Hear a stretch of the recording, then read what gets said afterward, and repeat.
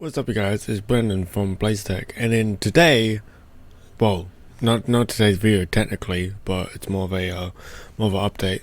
So today pretty much spent about 5 hours trying to watch the Apple press conference that happened, I believe, yesterday, and the problem was I recorded it, I edited the whole thing. I put it in Handbrake because it was being a little bit weird, so I had to recompress it. Then I uploaded it, and after I uploaded it, then I unfortunately ran into the error of, oh, this content is blocked in all the countries, but you can keep like 1 minute of it, which was like the very end, I believe, and it was like, wow. Cool, that's 5 hours wasted of my time. So pretty much what I am asking of as the audience.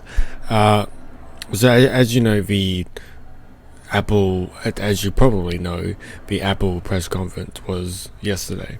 So, and it was pretty much covering the AirTag, the new iMacs, and a lot of information about the M1 chip, about pretty much what it's about, and then finally the iPad Pro and the new purple iPhone 12 and all the colors, and just bits and pieces about the iPhone and iPhone 12 and 12 Pro.